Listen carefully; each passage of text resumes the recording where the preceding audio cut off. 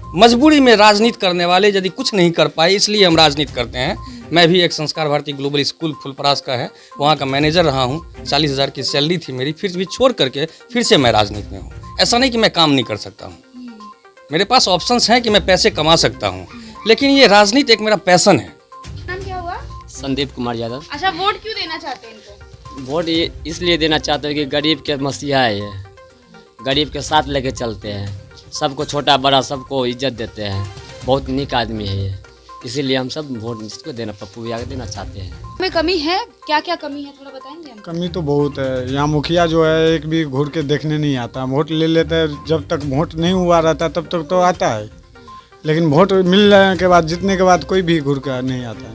अच्छा, ये चीज आप करेंगे? ये लोग कहते हैं कि जीत जाने के बाद कोई घूम के नहीं आता, घूम के आएंगे ना कि खो जाएंगे। मैं विश्वास दिलाता हूँ कि एक बार आप देख करके देखें अपना समर्थन, अपना मत, फिर भी आप जान पाएंगे कि मैं क्या करता हूँ। इसमें अभी मैं कुछ कर ऑन कैमरा बोल रहे हैं सबके सामने, तो आप लोग याद रखिएगा कि ये घूम के आएंगे। अब क्योंकि लोगों से रिस्पांस अच्छा मिल रहा है और आत्मविश्वास से भरे हुए हैं, तो लोगों से क्या अपील है आपकी?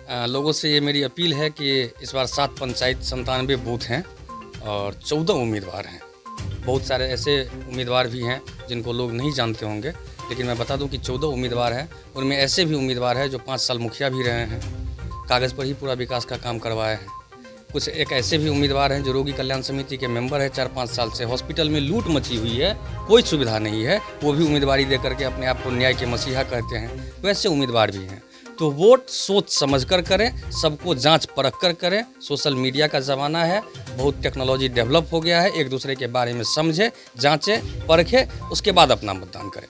सोच समझकर मतदान करिए। और अगर ये कोई जनप्रतिनिधि बोल रहा है तो एक्चुअली बड़ी बात है, क्योंकि लोगों को लगता है बस वोट बटोर ले, आपको जागरूक नहीं करना चाहते। पर ये यहाँ पे कह रहे हैं कि आप सोच समझ के वोट करें, आपका एक एक वोट कीमती। नमस्ते, मेरा नाम निशा ओझा है, आप DTW24 न्यूज़ देख रहे हैं। बिहार में इस वक्त पंचायत चुनाव की धूम है। कई जगह पर मुखिया प्रत्याशी जीत रहे हैं, जीत की खुशी मना रहे हैं, और अभी भी इलेक्शन चल रहा है। जैसा कि आपको पता है, चौथे चरण तक का मतदान हो चुका है। इसी बीच हम पहुंचे हैं बाबूबरी प्रखंड में और जानने की कोशिश की हमने यहाँ के लोगों से कि कितना ज़्यादा विकास हुआ है। लेकिन जब हम मुखिया, जिला परिषद, वार्ड सदस्य चुनने की बात करते हैं तो एक ही चीज़ आता है कि ऐसा प्रतिनिधि चाहिए जो कि गांव का, पंचायत का विकास कर सके, यानी कि ऐसा प्रतिनिधि जो पढ़ा लिखा हो और जो विकास को समझ सकता हो। तो इसी बीच हमारे इस तरफ जो बैठे हैं, इनका नाम है कौशल किशोर, और ये जिला परिषद से खड़े हुए हैं। जी, आप पहली बार इलेक्शन लड़ रहे हैं, इससे पहले लड़ चुके हैं? नहीं, इससे पहले भी लड़े लड़े हैं। कैसा रिस्पॉन्स रहा है उस वक्त? हैं। जिस हिसाब से नए थे, बिल्कुल लोग नहीं जानते थे, उस हिसाब से जिला परिषद एक बड़ा क्षेत्र होता है। जहाँ तक मेरी पहुँच हो पाई, जहाँ तक मैंने लोगों को अपनी बात बता पाई, उसमें जो बहुमत मिला, जो समर्थन मिला, लगभग 1800 कुछ वोट, 2000 के आसपास वोट आया, तो एक सम्मानजनक स्थिति में मैं था। और वहीं से मुझे वहीं से मुझे एक उम्मीद जगी कि यदि सच बात को साबित किया जाए, मेहनत की जाए, तो वो साबित होती है और लोग सच्चे को, अच्छे को चुनेंगे। अब यहाँ पे गांव में काम तो बिल्कुल नहीं हुआ, जैसे कि हम घूमे, यहाँ के लोग जैसा बता रहे हैं कि मुखिया काम नहीं किए।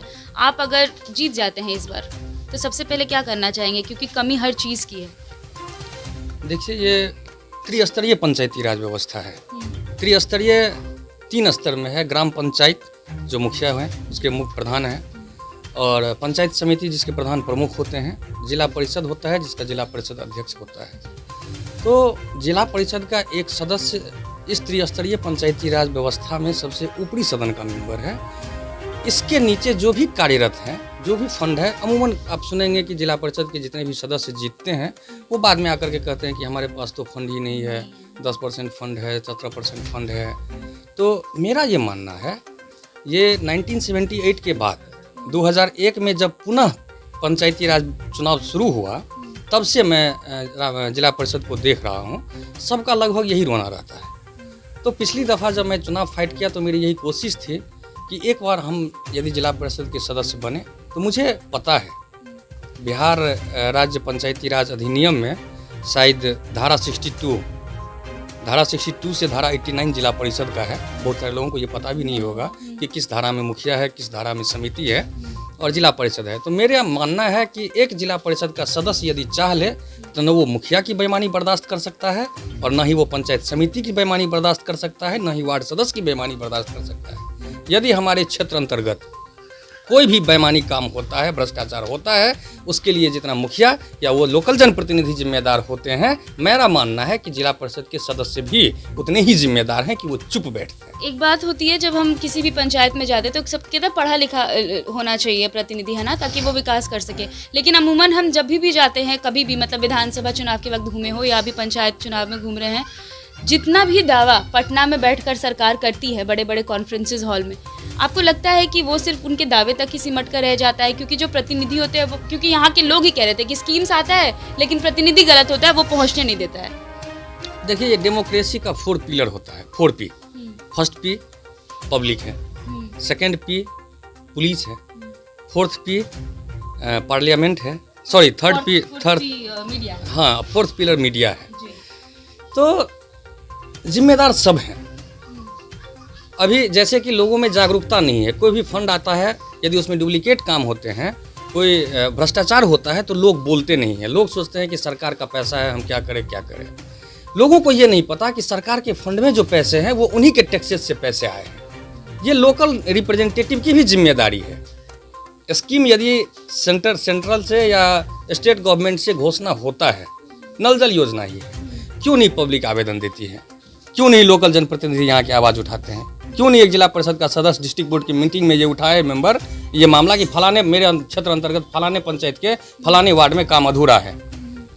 आम जनता लड़ती है तो, और ये यदि रिप्रेजेंटेटिव लड़े, उसमें दोनों में डिफरेंस होगा। पदाधिकारी उसको कंसीडर करेगा, उस पर क्विक एक्शन लेगा। तो मेनली आपका काम ये कहना था कि कोई भी जब फंड है वो केवल घोषणा भर रह जाती है। इसके लिए मैं केवल सरकार को जिम्मेदार नहीं मानता, मैं स्वयं को जिम्मेदार मानता हूँ, पब्लिक को जिम्मेदार मानता हूँ, लोकल रिप्रेजेंटेटिव को जिम्मेदार मानता हूँ, आपको भी मानता हूँ, मीडिया को।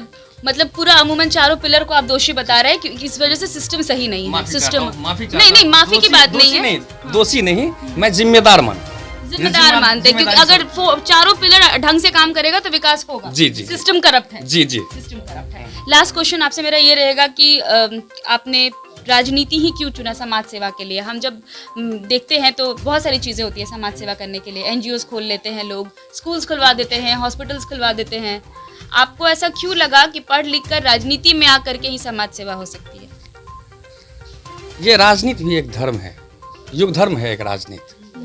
योग्य व्यक्तियों के हाथ में जाएगा सत्ता और शासन, यदि योग्य व्यक्तियों के हाथ में जाएगा तो समाज का द्रुत गति से विकास होगा। इसलिए मेरा मानना है कि पढ़े लिखे और समर्थ लोग जो भी हैं, मजबूरी में राजनीति करने वाले यदि कुछ नहीं कर पाए, इसलिए हम राजनीति करते हैं। मैं भी एक संस्कार भारती ग्लोबल स्कूल फुलपरास का है, वहाँ का मैनेजर रहा हूँ, 40,000 की सैलरी थी मेरी, फिर भी छोड़ करके फिर से मैं राजनीति में हूँ। ऐसा नहीं कि मैं काम नहीं कर सकता हूँ, मेरे पास ऑप्शंस हैं कि मैं पैसे कमा सकता हूँ, लेकिन ये राजनीति एक मेरा पैसन है।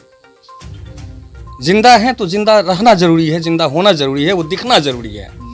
जीवन में क्या रह जाएगा? बहुत सारे पैसे कमाएंगे, बहुत सारा एंजॉय करेंगे, देश विदेश घूम लेंगे और चले जाएंगे, कोई याद नहीं करेगा। MPs, MLA, chief minister, prime minister बहुत हुए, लोग उनको याद नहीं करते हैं। आज भी देश में नेता उंगली पे गिने हुए हैं। राम मनोहर लोहिया नेता हुए, पंडित जवाहरलाल नेहरू नेता हुए, राजीव गांधी हुए, लाल बहादुर शास्त्री हुए, सब एमपी नेता नहीं होता। तो मेरा मानना है कि समाज के क्षेत्र में कुछ ऐसा काम करके जाएं कि मेरे जाने के बाद भी मेरा नाम रहे और उस नाम के आधार पर लोग अपने आप में परिवर्तन लाए, अपने समाज में परिवर्तन लाए और उसका विकास करें। दैट्स वाई कि मैंने पढ़ लिख करके राजनीति करने की सोची। लोगों का रिस्पॉन्स अच्छा मिल रहा है? अच्छा मिल रहा है, बहुत अच्छा। चलिए, तो अब क्योंकि ये दावा कर रहे हैं कि लोगों का रिस्पांस अच्छा मिल रहा है, तो उस तरफ कुछ लोग भी हैं, उनसे भी बात कर लेते हैं कि क्या लग रहा है। जीत रिस्पांस मिल रहा है? अच्छा है। अच्छा है, लग रहा है जीत जाएंगे। बिल्कुल। क्यों वोट दे रहे हैं लोग इनको? कुछ होगा ना पॉलिटिक्स की इस वजह से दे रहे हैं? बिल्कुल, देखिए पिछले 5 साल में निराला जी हुए, निराला जी ने कुछ काम नहीं किया। ठीक है, सब युवा को चाह रहे हैं इस बार कोई युवा आए और क्षेत्र में अच्छा विकास करे, अच्छा काम करे। बदलाव होगा? जी, बदलाव होगा। आप लोग क्या सोच के वोट दे रहे हैं? हम लोग युवा नेता सोच के वोट दे रहे हैं। गांव में कमी है? क्या क्या कमी है, थोड़ा बताएंगे? कमी तो बहुत है। यहाँ मुखिया जो है एक भी घूर के देखने नहीं आता। वोट ले लेते हैं, जब तक वोट नहीं हुआ रहता तब तक तो आता है, लेकिन वोट मिलने के बाद, जीतने के बाद कोई भी घूर कर नहीं आता है यहाँ पे। अच्छा, ये चीज आप करेंगे? ये लोग कहते हैं कि जीत जाने के बाद कोई घूम के नहीं आता, घूम के आएंगे ना कि खो जाएंगे? मैं विश्वास दिलाता हूँ कि एक बार आप दे करके देखें अपना समर्थन, अपना मत, फिर भी आप जान पाएंगे कि मैं क्या करता हूँ, इसमें अभी मैं कुछ कर ऑन नहीं। कैमरा बोल रहे हैं सबके सामने, तो आप लोग याद रखिएगा कि ये घूम के आएंगे, ठीक है। आपका नाम बताइए। नंद किशोर कुमार यादव। कौशल जी को वोट देंगे या किसी और को वोट यस देंगे? को देंगे इनके सामने बोल रहे हैं, बाद में भी देंगे। देंगे देंगे, कारण क्या है? क्योंकि अच्छा नेता है, युवा है, हम लोग के साथ बीच में रहकर काम करता है, इसीलिए हम लोग सपोर्ट करते हैं। काम होगा गांव में इनके आने से? एकदम जरूर। होगा। आपका नाम क्या हुआ? संदीप कुमार यादव। अच्छा, वोट क्यों देना चाहते हैं इनको? वोट ये इसलिए देना चाहते हैं कि गरीब के मसीहा है ये, गरीब के साथ लेके चलते हैं, सबको छोटा बड़ा सबको इज्जत देते हैं, बहुत नेक आदमी है ये, इसीलिए हम सब वोट इसको देना, पप्पू भैया को देना चाहते हैं। तो जैसा कौशल जी ने बताया कि इनको रिस्पांस अच्छा मिल रहा है, यहाँ पे कुछ लोग थे, वो लोग कह रहे हैं कि इनको वोट इसलिए देंगे क्योंकि युवा हैं, पढ़ लिख कर आए हैं और चाहते हैं कि इस क्षेत्र का विकास हो। बाकी ये देखने वाली बात होगी कि जीत जाते हैं तो कितना ज़्यादा काम करेंगे। बहरहाल, आप तमाम खबरों को देखने के लिए हमारे चैनल के साथ बने रहिएगा। मेरा नाम निशा ओझा है, कैमरे के पीछे रुपेश जी है। बहुत बहुत शुक्रिया।